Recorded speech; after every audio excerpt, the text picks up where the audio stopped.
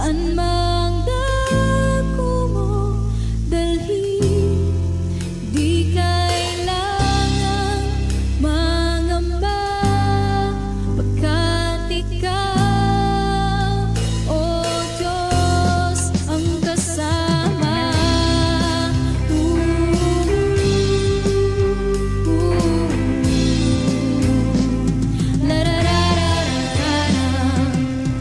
Sa iyong mandato na humayo, salita mo ang sandatang baon ko.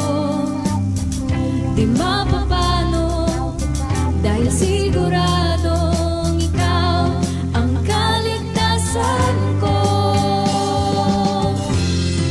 Ngayon ay susunod, ngayon ay tutukan, sama-sama sa pagtawid. Saan man dako mo dalhin, di kailangang mangamba, pagkat ikaw, o Diyos, ang kasama.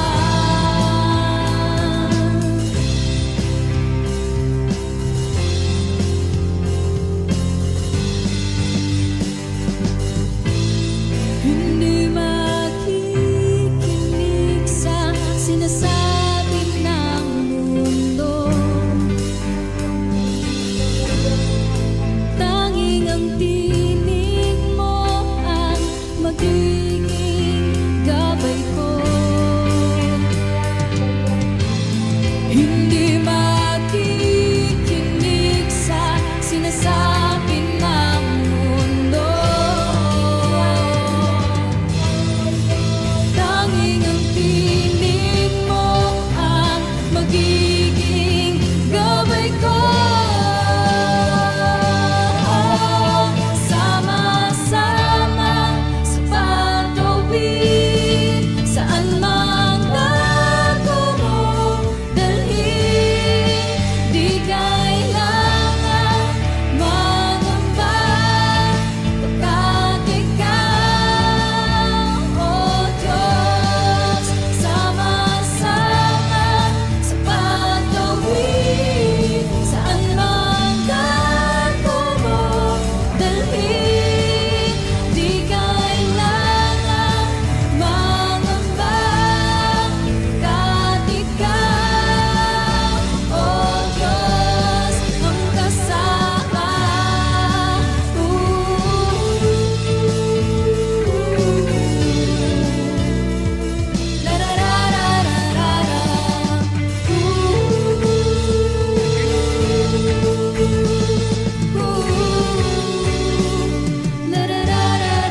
Sama-sama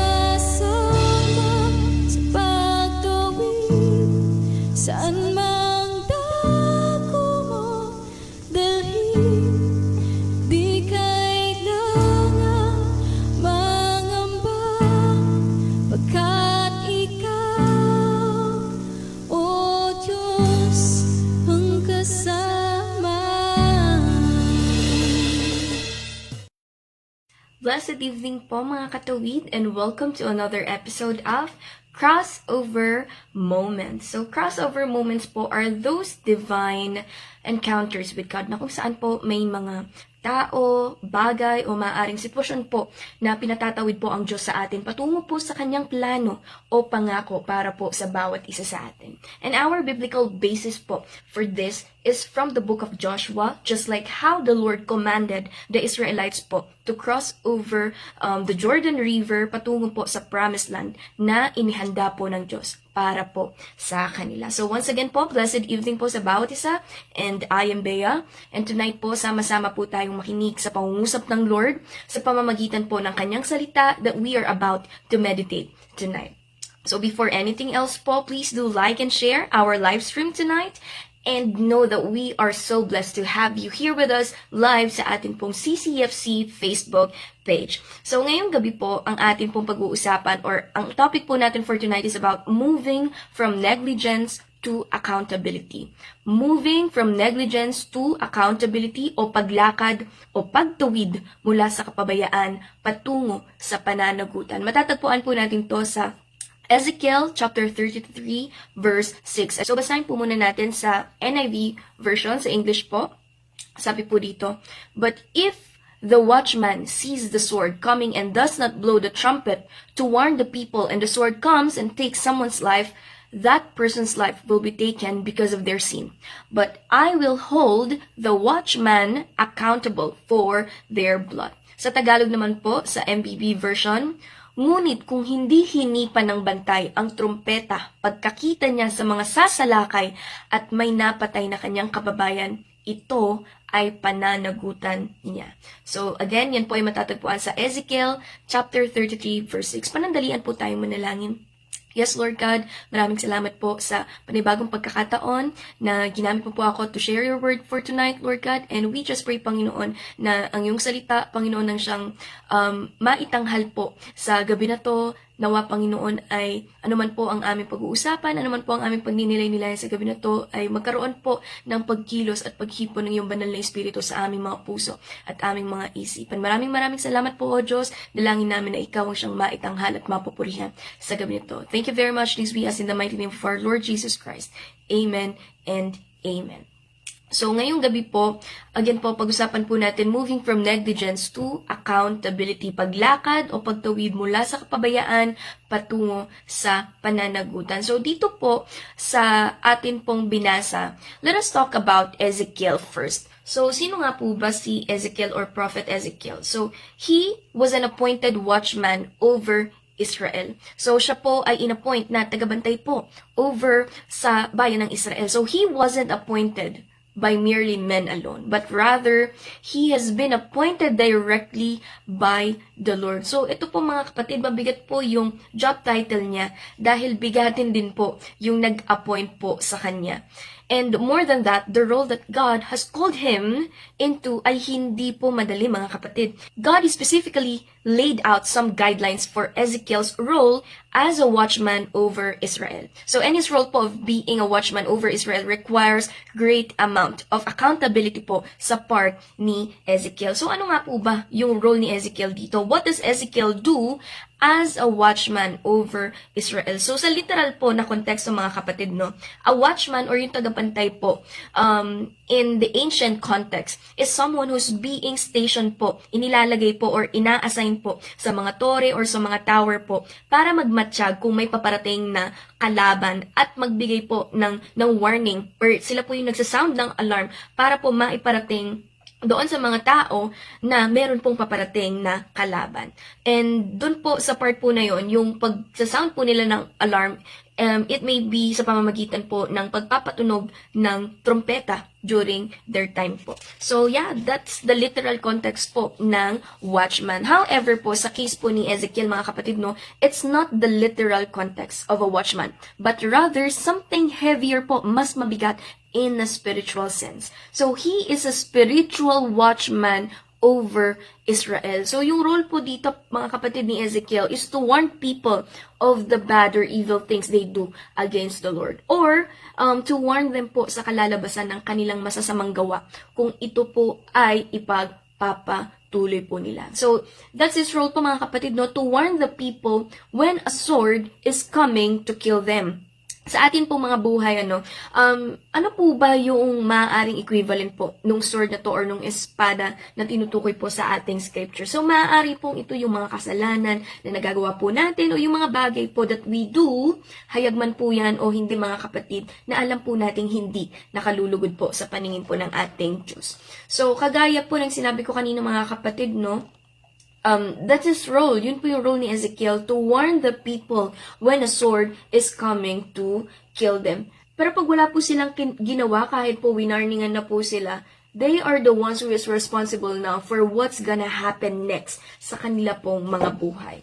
But the question now, mga kapatid, what will happen if Ezekiel, as the watchman over Israel, fails to warn the people? Paano po pag hindi po niya ginawa yung warn po, pagsasabi po, o pag-i-inform doon sa mga tao about the things that might happen if they're going to continue doing these kinds of things that is not pleasing in the eyes of the Lord po. So, dyan po papasok mga kapatid yung weight of the role na iniatang po ng Diyos kay Ezekiel. So, because if he fails mga kapatid no, to warn these people sa pinapasabi po ng Diyos sa kanila o sa kahihinatnan po ng mga maling gawa po nila, the Lord will hold him accountable for it. So, yun po mga kapatid, mabigat po yung role, mabigat po yung iniatang po ng Diyos kay Prophet Ezekiel dito po sa binabasa po natin ito. So, siya po ang pananagutin ng Diyos at mabigat po iyon mga kapatid.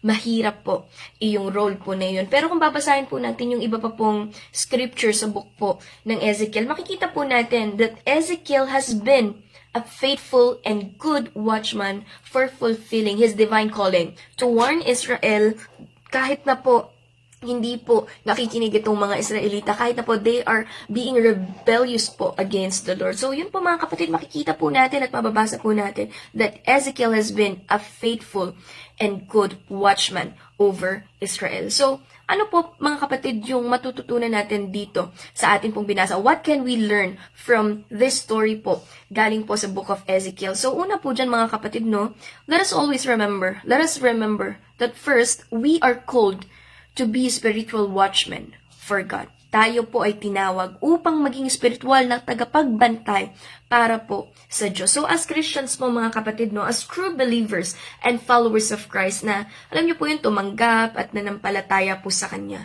we are responsible for sharing God's truth sa mga taong nakapaligid po sa atin o dun po sa mga taong nakakasalamuha po natin. We are responsible of telling others about Jesus and the judgment of sin. If we already know po mga kapatid about the truth of God's Word, let's share it over our family, let's share it over our friends, let us share it over our classmates, mga katrabaho po natin, our business partners, sa mga employees po natin, o sa mga tao pong people close to us, or people that are dear to us, or to anyone will come across with, as long as there's an opportunity po, mga kapatid. Hindi po laging madali Hindi po laging madali, and there will be moments na aatras, aabante po tayo. Kumbaga, atras, abante po tayong mga Kristiyano, dahil minsan nakaka-feel po tayo na, parang, alam niyo po yun, nakakahiya, ganyan, but, let's overcome it, mga kapatid. We cannot do this alone. Yan po ang malinaw. We cannot do this alone. Hindi po natin kaya na mag-isa. We need God to empower us po to share the truth and to warn people po sa maaaring kahinatnan po ng mga ginagawa po natin dito po sa lupa.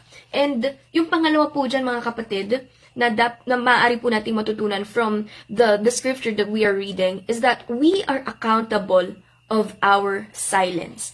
Tayo po ay may pananagutan sa atin pong pagtahimik. So dito po mga kapatid, no, there's a lot of times in people's lives when they choose silence instead of speaking about the truth in certain situations po ng ating mga buhay. Some of us might experience or some of us might have experienced situations na alam niyo po yun, dahil ayaw po nating madamay, ayaw mo ng gulo, or ayaw mong ma-involve kahit na alam mong may mali na doon sa ginagawa ng ibang tao o mali na yung mga nakikita po natin, nananahimik ka. Kumbaga, nananahimik ka na lang or worse ay tinotolerate mo na lang yung masasamang ginagawa nila just because you don't want to get involved.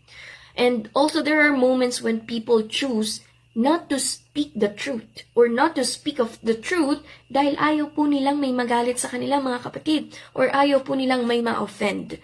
Alam niyo po yun, but when it comes to the truth about God's Word and the judgment of our sins, mga kapatid, not speaking about it towards other people or towards those people who need it will make us accountable. Especially pag alam po natin sa sarili nating we could warn them. Alam niyo po yun? Most of the time, we just want to speak or say good things about people. We want to please them. We want we want them to hear only the good things that they want to hear. Because we are afraid, nahihiya tayo na sabihin sa kanila yung other side of it. Kumbaga, the bad things that they do or the things that they need to hear kahit na masakit. But, mga kapatid, this is something na ayaw ng Diyos na gawin po natin. Ito po yung mga bagay na kung saan when we only tell others about the good things, about the things that are pleasing to their ears. You know, mga kapatid, we are being held accountable for it. We are being held accountable for it because alam na po natin na may mali doon sa mga ginagawa po nila or may mga mali na po tayong nakikita, but we choose to be silent. We choose not to speak about the truth po, mga kapatid. So dito po, when we speak God's truth towards others to warn them, it's their choice na po to change for the better or to continue what they are currently doing. With that, mga kapatid, alam niyo po yun, pag sabi na po natin sa kanila, na-warn natin sila patungkol sa kung ano yung possible outcome ng kanila pong mga ginagawa. We know now that with that, nagawa na po natin yung part natin as a bearer of truth. And they are now accountable and responsible doon po sa maaaring maging resulta of their own actions. Alam niyo, mga kapatid, hindi po madali maging isang Kristiyano sapagkat maraming maaaring magalit po sa atin, maraming mainis, mayroong pagtatawanan ka for sharing God's truth through His words. But you know, let us not lose heart. Huwag po tayong mangamba. Let's do our part and God will surely do His part. Kaya po sa gabi na to, mga kapatid, nawa po ay maisa puso at maisa isip po natin yung dalawa na take away po natin from the book of Ezekiel, chapter 33, verse 6. That number 1, we are called to be spiritual watchmen for God. And that number 2, we are accountable for our silence. So let us all aspire po, mga kapatid, no, to become faithful and good watchmen for God, to share the truth to people and to warn them of the judgment po of our every action here on earth. So, mga kapatid, there's no other way to share the truth and to warn people but only through the Word of God. Gamitin po natin yung salita ng Diyos upang ibahagi ang katotohanan sa mga tao because we are responsible for sharing the Word. And once people hear the Word, mga kapatid, faith comes next.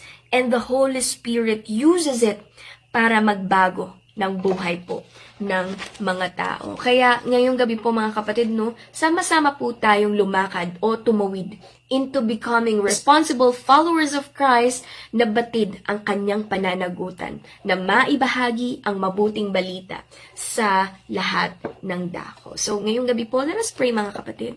Yes, Lord God, maraming salamat po, O Diyos, sa pagkakataon na to na muli naming mapagbulay-bulayan ng iyong mga salita, O Diyos. Maraming salamat, O Diyos, sa paalala mo, Lord God, that we are called to be spiritual watchmen for you, O God. That you have called us, Lord God, we have this natural responsibility, Panginoon, to warn other people about your truth, Lord Jesus, about the possible judgment, Panginoon, na maaaring mangyari, Lord God, if we will continue doing things, Panginoon, that are not pleasing in your eyes, Lord God. And thank you also, Lord God, for reminding us, Lord Jesus, that we are accountable for our silence, Panginoon.